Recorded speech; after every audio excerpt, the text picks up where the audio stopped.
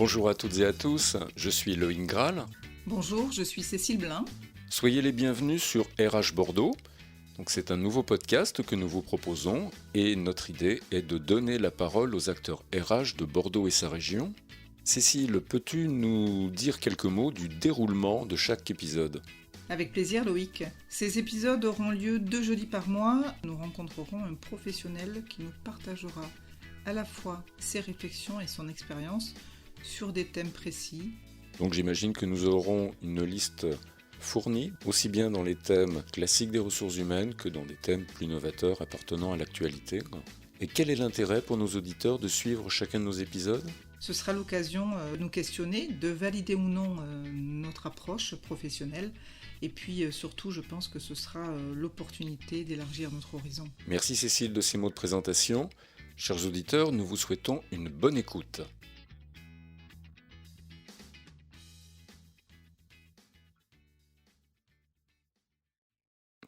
Nous continuons de rencontrer des acteurs RH de la région de Bordeaux. Et aujourd'hui, nous allons parler de coaching orienté vers la transition professionnelle et l'emploi. Et nous sommes en compagnie de Sylvie Hazan, qui nous fait le plaisir de nous recevoir. Bonjour Sylvie, comment allez-vous ? Bonjour à tous, je vais très bien, merci beaucoup. Je suis ravie d'être dans ce podcast aujourd'hui pour vous parler du coaching. Alors ma première question sera, quel est votre parcours professionnel, Sylvie ? Qu'est-ce qui vous a amené aujourd'hui au coaching ?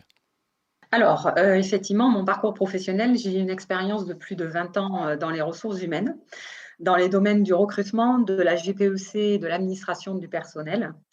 Et il y a quelques années, je me suis questionnée sur mon parcours professionnel, quelles étaient mes aspirations. Est-ce que j'avais envie de continuer à travailler dans le domaine des ressources humaines et qui j'étais fondamentalement.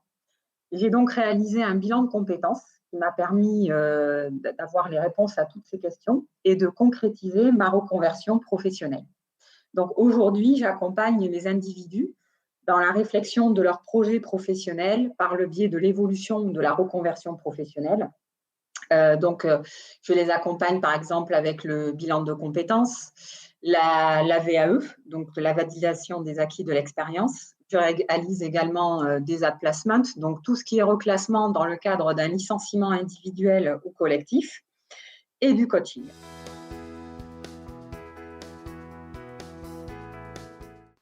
Alors Sylvie, nous parlons de coaching, mais le terme coaching est très utilisé, recouvre des formes d'intervention très différentes. Est-ce que vous pouvez nous définir plus précisément quelle est votre manière d'aborder le coaching, de le mettre en œuvre ? Alors effectivement, le coaching, on en entend beaucoup parler. Le coaching sportif, coaching de dirigeants, coaching de managers, coaching d'équipe. Mais en réalité, en quoi ça consiste cet accompagnement ? Donc le coaching est fondé sur des apports théoriques tels que la psychologie humaniste, le constructivisme, la sociologie des organisations, la psychanalyse, l'approche systémique. Donc, la définition exacte du coaching, c'est un accompagnement d'un individu, d'une équipe, d'une organisation, dans le but de développer leur potentiel respectif pour faire émerger et mettre en place des stratégies de réussite en vue d'atteindre un objectif. On parle d'approche systémique parce que le coach, dans l'accompagnement, va prendre en compte les différents environnements qui participent à l'existence de l'individu. Par exemple, sa vie professionnelle, sa vie familiale, sa vie relationnelle, ses hobbies, ses loisirs. Avant d'expliquer exactement ce qu'est la transition professionnelle, j'ajouterai également que le coach va utiliser donc des techniques de questionnement et des outils de coaching qui vont permettre à l'individu de l'autonomiser dans ses choix personnels, de reconfigurer ses cartes mentales pour lui permettre d'atteindre un objectif qui est déterminé entre lui et le coach. Donc, un coach, par définition, ne donne pas de conseils. Vous allez me dire, mais pour quelle raison ? Simplement parce que le coaching part du principe, dans cet accompagnement, que tout individu, intrinsèquement, sait ce qui est bon pour lui ou ce qui lui convient. Donc, c'est pour cela que le coach ne va jamais donner de conseils. Pour ma part, je ne réalise que des coachings individuels effectivement sur 3 thématiques, donc le coaching de transition professionnelle, la gestion du stress et le coaching emploi. Merci Sylvie, ça nous éclaire sur ce qu'est le coaching, ce qu'il doit être, ce qu'il peut être. Alors, le coaching utilisé en transition professionnelle, ça recouvre quel est son périmètre? Dans une vie professionnelle, vous allez avoir 3 grandes transitions. La fin des études et l'entrée dans la vie active. Au cours de la vie active, la suspension provisoire de la carrière. Donc, par exemple, je vais réaliser une formation, j'ai subi un licenciement, je vais me reconvertir professionnellement, je vais alterner des périodes de chômage et des périodes d'emploi. Et enfin, la dernière transition, c'est la fin de la carrière professionnelle et le départ à la retraite. Lorsque j'accompagne dans la transition professionnelle, je vais aborder plusieurs thématiques. La première, c'est le deuil, puisqu'il faut faire le deuil d'une situation qui s'est terminée. Ensuite, c'est la construction identitaire. C'est redéfinir quelle est l'identité professionnelle de l'individu. Également, travailler sur les compétences, donc compétences sociales, compétences professionnelles. Et ensuite, faire un travail sur la construction de sens. Le parcours professionnel doit faire sens entre l'expérience professionnelle passée et celle que l'on projette dans un futur désiré. Et enfin, le questionnement des émotions, puisque ce sont des périodes qui sont difficiles à traverser et qui vont être source de stress. Alors, ce qu'il faut peut-être souligner à ce stade, c'est que vous accompagnez dans leur transition professionnelle des personnes qui se trouvent à cheminer dans ces différentes étapes et que vous avez une légitimité toute particulière parce que vous-même, vous avez expérimenté ce type de transition professionnelle. Oui, tout à fait, effectivement, puisque mon ancien métier était assistante ressources humaines. Donc, j'ai réalisé un congé individuel de formation qu'aujourd'hui on appelle CPF de transition. Donc, j'ai suspendu mon contrat de travail pour faire une première formation sur un bachelor responsable opérationnel de gestion option RH. Et ensuite, j'ai préparé mon diplôme de coach. Donc, je suis diplômée et certifiée en tant que coach consultant. Et le fait d'avoir vous-même vécu une transition professionnelle, ça vous aide dans votre relation au coaching? Ça m'aide dans le questionnement, dans l'accompagnement et également mon ancienne expérience professionnelle en ressources humaines, puisque les problématiques auxquelles sont confrontées les personnes aujourd'hui dans leur questionnement sur leur parcours professionnel ou ce qu'ils vivent dans leur entreprise actuellement, je les connais, puisque j'ai travaillé pendant plus de 12 ans dans une direction des ressources humaines. Et la fonction RH reste la même et les problématiques RH sont les mêmes, quel que soit le secteur d'activité de l'entreprise. Ce coaching de transition professionnelle amène parfois vers des horizons qui étaient totalement insoupçonnés. Des personnes finalement se tournent vers un futur professionnel qu'elles n'avaient pas du tout envisagé au départ de l'accompagnement. Oui, tout à fait. Effectivement, c'est plausible puisque le coaching permet une meilleure connaissance de soi, que l'on va travailler dans l'ici et le maintenant pour, à partir de ce point de départ, définir l'objectif que souhaite atteindre le client et le projeter vers la situation future désirée par la mise en place de plans d'action et d'une stratégie qui lui permettent de réussir. Et la valeur ajoutée de l'accompagnement, c'est peut-être justement que la personne, in fine, va, va concrétiser un projet professionnel qu'elle n'avait pas du tout envisagé au départ. Au départ, on avait peut-être le souhait et l'urgence de retrouver une situation à peu près similaire à celle que l'on venait de quitter. Par exemple, j'ai été licencié, je cherche avant tout en priorité un CDI dans mon métier, peut-être dans mon secteur d'activité, dans ma région. Et à la sortie de l'accompagnement, eh bien, je suis sur autre chose, mais qui fait sens pour moi et qui est je dirais peut-être pas une renaissance, mais un nouvel élan. Oui, oui. Alors j'ajouterais qu'en fait, il va se passer deux possibilités. Soit dans cet accompagnement coaching au cours de la transition, on identifie qu'il y a une reconversion professionnelle totale à faire et auquel cas on bascule sur un accompagnement dans le cadre d'un bilan de compétences, puisqu'il est dédié à la construction du projet professionnel. Et on va aller identifier la formation à réaliser pour basculer dans la reconversion professionnelle. Soit il n'est pas nécessaire de réaliser le bilan de compétences, et auquel cas, on peut très bien identifier que la personne reste dans son métier, mais elle n'est plus dans la bonne structure. Et auquel cas, on n'a pas besoin de réaliser le bilan de compétences.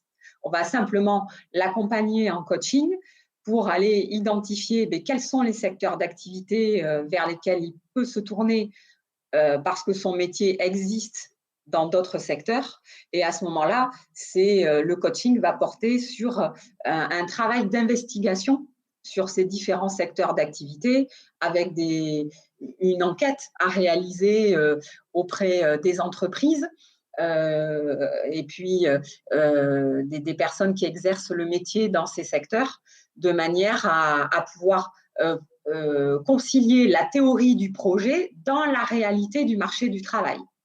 C'est-à-dire ne pas partir dans cette direction si on est sur un marché qui n'est pas porteur d'emploi. C'est le cas actuellement d'une cliente qui est exactement dans ce cas-là que j'accompagne en coaching, qui est depuis plus de 3 ans dans son métier, mais la structure ne lui convient plus et elle est dans cette phase d'investigation sur d'autres secteurs d'activité que l'on a identifiés. D'accord. Donc là, on est plus proche de techniques de recherche d'emploi finalement. Oui, oui.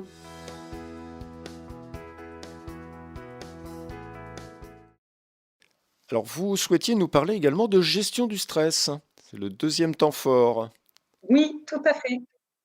Oui, donc j'expliquais que tout à l'heure, effectivement, dans la transition professionnelle, on ressent beaucoup d'émotions. C'est une période qui est difficile, qui peut être source de stress. Et donc, dans la gestion du stress, je vais travailler sur le phénomène de perception entre ce que nous percevons d'une situation et les exigences de l'environnement. Ainsi, la personne donc, va prendre du recul et cela favorise la mise en place de plans d'action pour créer des zones de confort.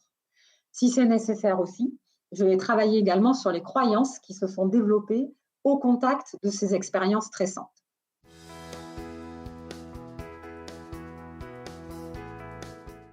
Et donc, après la thématique transition professionnelle, gestion du stress qui est la conséquence de cette transition, on est maintenant dans un troisième temps orienté vers l'emploi. Et là, ça s'appelle le coaching emploi, je crois, Sylvie. Oui, tout à fait. Donc, le coaching emploi va consister à un travail qui va porter sur les valeurs qui définissent l'individu. Donc, on va redéfinir ces valeurs. Un travail sur les compétences acquises en termes de savoir, de savoir-faire. Questionner les motivations, les valeurs professionnelles. Si c'est nécessaire, dans cet accompagnement en coaching emploi, on va aller travailler le CV, la lettre de motivation, des entraînements à des entretiens d'embauche. Alors, aujourd'hui, après ces quelques années d'expérience professionnelle en tant que coach, quelle est votre vision du coaching? Qu'est-ce qui vous anime? Qu'est-ce que vous avez découvert et qu'est-ce que vous avez envie de communiquer à nos auditeurs et nos auditrices? Alors, après la réalisation effectivement de tous ces accompagnements en coaching que j'ai fait, je dirais que c'est un accompagnement qui vous booste, car il vous amène à une meilleure connaissance de soi, c'est ce dont on a parlé tout à l'heure, à travailler dans le moment présent pour aller vers une projection future. Et en conséquence, il est vecteur d'une amélioration de votre performance. Ce qui m'anime dans le coaching, c'est d'être là pour vous accompagner, car j'aime la relation humaine, voir l'autre dans une acceptation positive et en situation de développement.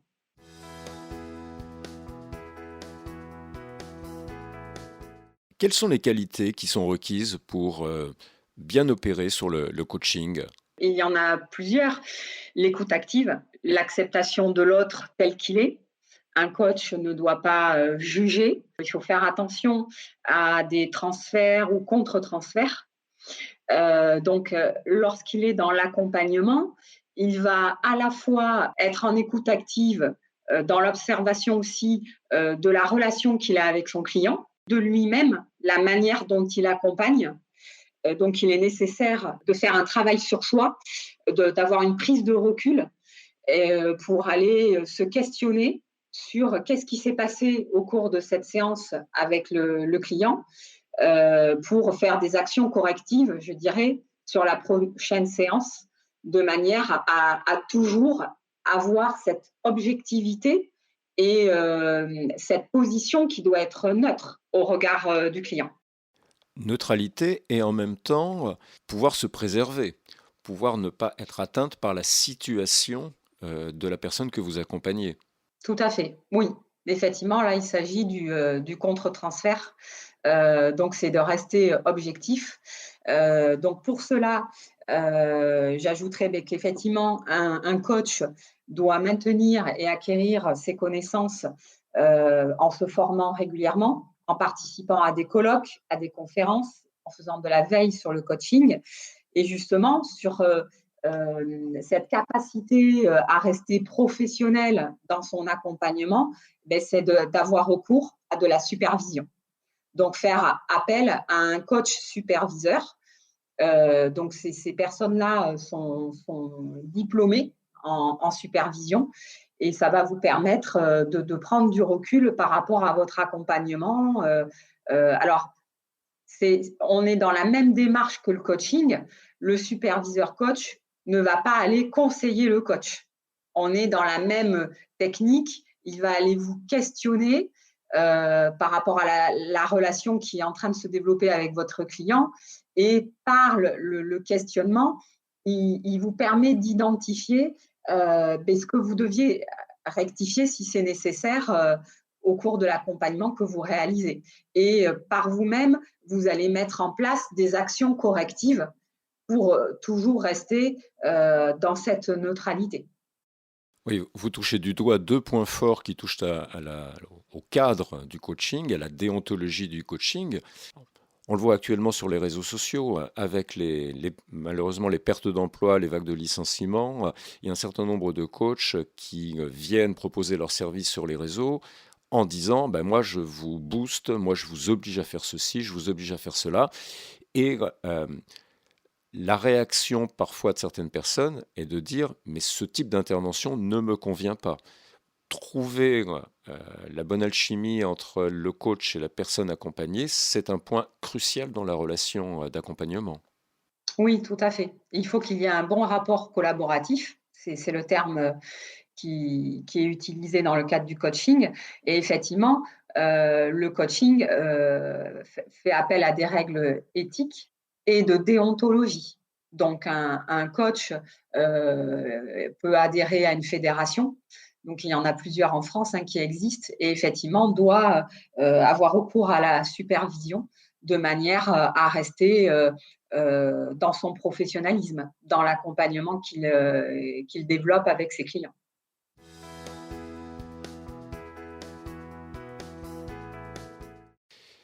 Bien, Sylvie Hazan, merci beaucoup pour cet entretien. Ça nous a éclairé sur les modalités de coaching orientées vers l'emploi. À titre de conclusion, si l'on a besoin de vos services, comment nous vous contactons ? Alors, pour me contacter, donc ma société, c'est Carrière, Sens et Coaching. Je suis affiliée au groupe Agilitae, qui est un cabinet de ressources humaines et organisme de formation qui est sur Bordeaux et qui est en train de se développer sur le territoire français. Et également, vous pouvez donc me trouver sur leur site internet www.agilitae.com et sur ma page LinkedIn Sylvie Hazan.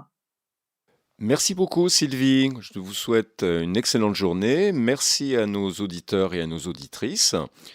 Et je vous souhaite à nouveau une excellente année 2021. Merci beaucoup, merci à tous. J'ai été ravie de cette interview en podcast et je vous souhaite également une bonne année 2021 avec des beaux projets professionnels et j'aurai plaisir à vous retrouver. Cet épisode est maintenant terminé. Nous espérons qu'il vous aura plu, qu'il vous aura apporté des idées, des éléments de réflexion. Faites-nous part de vos réactions, de vos commentaires. À ce sujet, Loïc, est-ce que tu pourrais préciser pour nos auditeurs par quel biais ils peuvent effectivement nous laisser les commentaires ? Alors pour laisser des commentaires, il suffit de se rendre sur la page web du podcast que vous trouverez très facilement en tapant les mots-clés podcast RH Bordeaux, soit sur le web directement, soit sur LinkedIn. Merci pour ces précisions, Loïc. Merci beaucoup. Merci à tous de nous avoir écoutés, d'avoir été avec nous aujourd'hui. Et puis merci de partager un maximum cet épisode, sans modération aucune, bien évidemment. Merci d'avoir été avec nous. Nous vous donnons rendez-vous dans 2 semaines pour la suite des aventures sur RH Bordeaux. Merci Loïc. Merci Cécile.